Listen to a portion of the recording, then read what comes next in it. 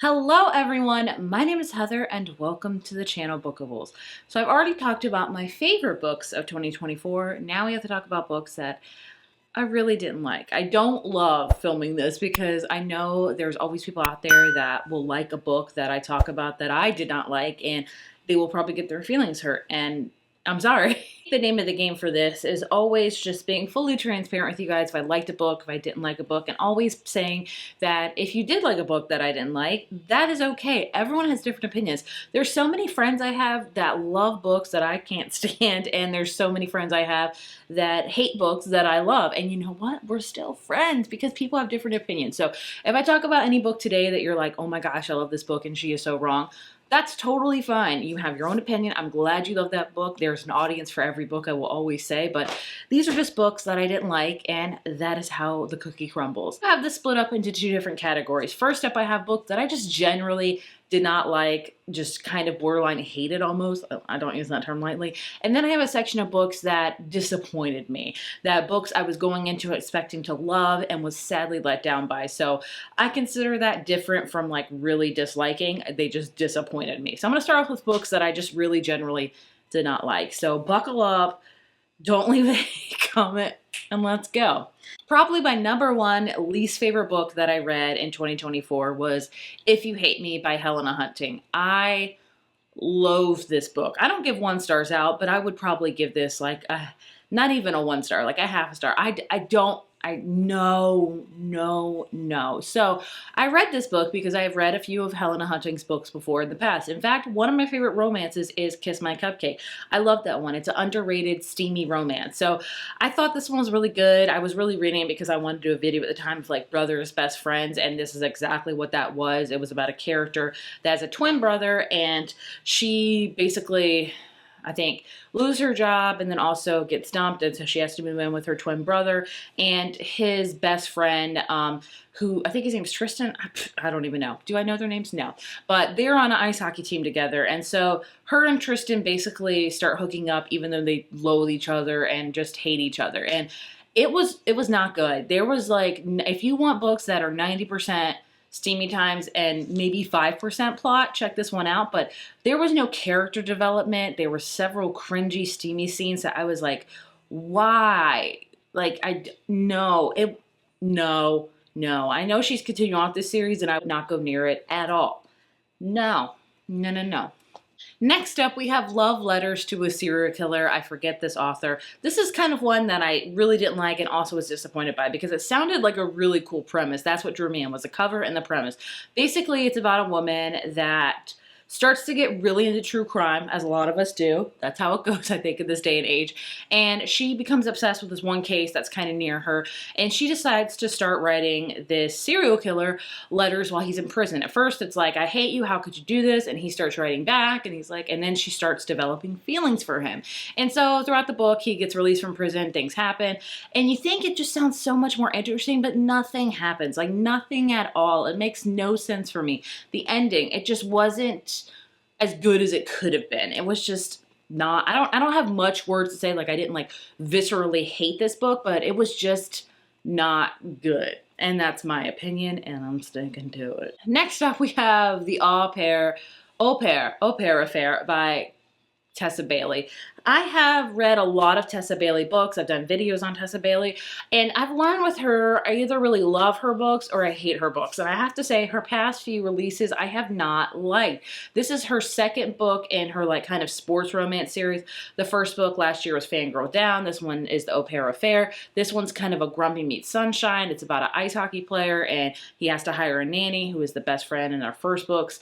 And it just, I wouldn't say like I hated it by any means. It was just boring. Nothing happened. I feel like Tessa Bailey's books used to have some like plot development and character development, but I feel like lately it's just all steam, which if that's what you're looking for, great. For me, not so much. I have learned even more now. I'm looking for a lot more plot than steam, and that's, you know, how it is. There are some times where I just want all steam. You know, it just has to be what you're feeling at in the moment. But for me, Tessa Bailey just hasn't been the author for me in a minute. So when I see her books like on NetGuide or something, I used to be really excited from. Now I'm like, kind of apprehensive, but that's how it goes sometimes. That's how it goes. And the last two books that I really didn't like are kind of in the same vein of I was looking forward to them and I was disappointed in them, but I also generally did not like them. And they're both vampire books, and that really breaks my heart because we all know I love vampires. Vampires is just my thing. So first up, we have So Thirsty by Rachel Harrison. I have really come to enjoy Rachel Harrison. She's a horror author that is not really horror to me, but more like not even satirical horror, but basically there's like horror elements, but the stories have a different thing, whether it be friendship or sisterhood vibes. The horror elements just kind of add to the story. So this one is about friendship with vampires involved. So in this book, we have a character named Sloane who is about to turn 36, which I read this literally around my birthday when I was turning 36. And I was like, oh crap, am I gonna become a vampire? Like, I like vampires, but I don't want to be that. But anyway, so she has learned that her husband is being unfaithful to her. She's just really not happy with her life, but her husband surprises her with a weekend away with her best friend Naomi. And so her and Naomi go to this kind of cool cottage out in like kind of nowhere, if you will, but they decide, hey, let's really celebrate your birthday by going into town. And there Naomi, who is like a free spirit, does whatever she feels, meets these guys, and these guys invite them to this really illustrious kind of old school mansion. And Sloane's like, this does not sound right. Like, this is not good, but you're my best friend, so I'll go with you. And basically what happens is scary stuff, and they become vampires. And it's all about their journey of becoming vampires while still being friends. And the reason why I loathed this book as much as I did was Naomi. Naomi was a horrible friend. Like, she just did not care about Sloane. I don't care what anyone says, honestly. Like, I have my visceral feelings on this book. Like, and I was reading this, I was like, why are you friends with this girl? This girl could give two, like Sloane would be like, let's do this, and let's do this the right way. And Naomi would be like, F it, I'm going to do whatever the hell I want. I don't care. Consequences be damned. And I'm like, why? Why are you like this? You're not a freaking teenager anymore. You're almost a 40-year-old woman. Like, get your junk together. I know we all got stuff. We all got times we're just like, whatever, I get it. But she was like that. Let's say there was 50 different scenarios in this book, and maybe if she was like whatever to two of them, that's understandable. But she was like whatever to all 50 freaking scenarios. Like, she did not think about anybody else but herself. And that is why I love this book as much as I did. It's all about friendship and stuff, but Naomi was the worst friend in the freaking world. I said it. Then I have Fang Fiction by Kate Stayman London. She previously wrote One to Watch, was kind of like a bachelorette type of book, and I did really enjoy it. This one was kind of a vampire one, and I didn't like hate it by any means, but it just wasn't good in my opinion. So this book, please forgive me because I've forgotten a lot about it. It was trying so hard to be multiple different things that I don't think it did really good in any of them. So this book follows a character, and at the beginning of the book, something really traumatic happens to her, and we follow her like years later, and she has become obsessed with like this vampire book series that she loves, and it's kind of been her saving grace, which is awesome. And then one day she sees one of the characters from the books, and she's like, oh crap, like, are they real? Like, is this not fiction? This is real. Turns out it is real, and she gets transformed into the world where these vampires are. She's trying to get back home. Meanwhile, we have a vampire that's kind of stuck in the real world trying to get back to their place. So it's all kind of muddled. There's lots of romance, and it just was trying to do too many different things, and I don't think it was executed as good. That's just my personal opinion. I don't know the ratings on this one as much, but this one, like, I didn't loathe it, but I was like, it's just trying to do 50 different things, and it's just trying to do a handful of things, and I don't think even one of them was executed 100%. That is just me. If you love this book, I'm happy for you. I think it's great. You know, I think it was a cool concept, honestly. I thought it was really original and interesting. It just didn't hit the nail on the head for me. Moving into a few books that I really wanted to love, but I was very disappointed by. Now, these are all authors I have given 5 stars to that, you know, I feel like when you have an author that you've given a 5-star to, you kind of hope that all their reads are going to be 5 stars. That's not usually the case. That's not how it happens. A lot of times you have, you know, books by authors that you love and books that you don't like, and that is how it goes. But, you know, I went into these with the highest of expectations, coming out with feelings of disappointment. First up, A Novel Love Story by Ashley Poston. I love her romance books. She's an amazing romance author. I thought this one was very, very interesting. It reminded me a lot of Fang Fiction, actually. But again, it just wasn't I wouldn't say it wasn't executed properly. It was just boring. And so this book is about a character, again, going through kind of a midlife crisis. And she is a part of this book club and she loves and adores it. And they always meet up in this cabin every year to talk, but everyone else is canceled but her. And so she's like, you know what? I'm going to go by myself, whatever. They're going to talk about their favorite romance series of all time that has never been finished. And I think her name's Eileen because the song Come On Eileen, you know, comes on and suddenly she gets lost and she's in this weird town that strangely feels familiar because it is. It's the town that her favorite romance series is a part of. And she learns that the author never finished the series. And so she's like, I'm going to finish this series because there's a lot of characters that need some, you know, end of their story type of thing. And there she meets a guy there. And it was just okay. It just wasn't the Ashley Poston books that I knew and loved. So this one was just sadly a miss for me. And I do know a lot of people feel the same way. It just didn't have the same feeling as her previous books, you know? Moving on to Middle of the Night by Riley Sager. He's one of my favorite thriller authors. I will read anything he writes. And I will say the past few books he's released, I haven't loved. I don't, you know, hate them. But this one I say is one of my least favorites by him.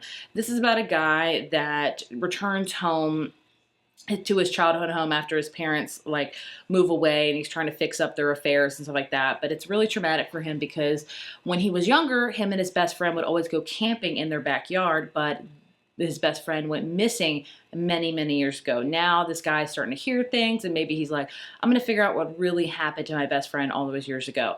Look, this had like so much, it was reading like Stranger Things, like, you know, when the Hawkins kids find like that big, I don't know, the Hawkins lab or something like that, or I forget what it is, and more like paranormal elements come into it. It was kind of feeling that like that. And I was like, all right, let's do this. And then it completely went in a different trajectory and that felt like it was just like, not even part of it. I don't know. It just wasn't the best by him. And I'm bummed by it, but it happens.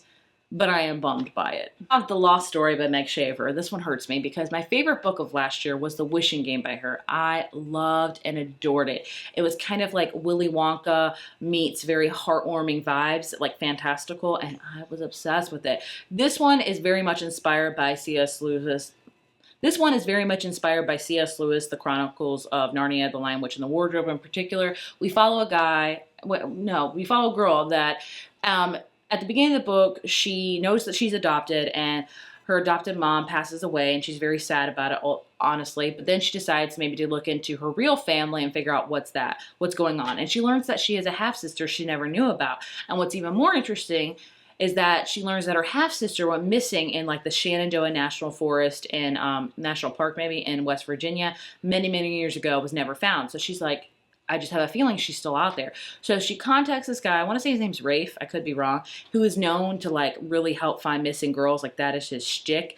And so she tells him that's where he was missing at because he actually went missing with his best friend many, many moons ago in the same park and they, you know, found themselves out in 6 months time. So he's like, oh, like something's really different. So I'm going to tell you some secrets about this kind of forest. And the first half I really, really enjoyed. It's about them connecting, him trying to explain to her while trying to keep very ominous about this park. Like you can clearly tell it's got like references to Lion, Witch, and the Wardrobe. You can clearly tell they're going to like a portal in a different world and it's in this forest. The second half is them going into the different world and it was just, I don't know. It was weird. It was odd. It just wasn't it for me. I just didn't have the same feelings of heartwarming of The Wishing Game, so I just didn't love it. It was just not one of my favorites by her, which bums me out so insanely much, but it happens. The last book I have that disappointed me is a YA book, weird enough, and that is Nothing Like the Movies by Lynn Painter. So this is a sequel she decided to write for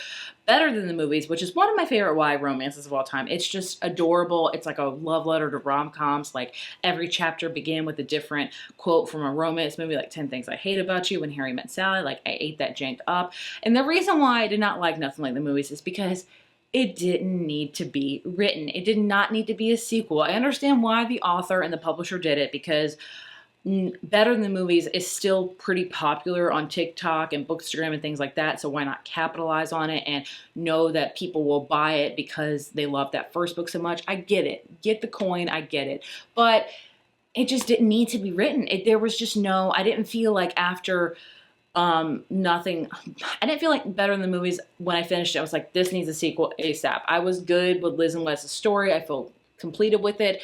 But she decided to rehash it, and it's all about their college years and how they broke up, and he's trying to win her back, and it just wasn't the same vibes of better than the movies, and that's just me. I just didn't think it needed to be written. So if you loved it, that's great. So there you have all the books that I did not like, I was disappointed in. Again, if I mentioned any book today that you're just like obsessed with, over the moon for, that is great. You keep waving that loving flag for it. I am happy for you. You do you, and I shall do me, and the world will still go on, my friend. If you have any books that you didn't like that maybe were even on my top 10 list, that's okay. We can still be friends. See? Please let me know in the comments below. We all have books that we really want to love, but sometimes it just doesn't work out. And again, that's how it goes. As always, thank you so much for watching, and I will see you in my next video. Bye.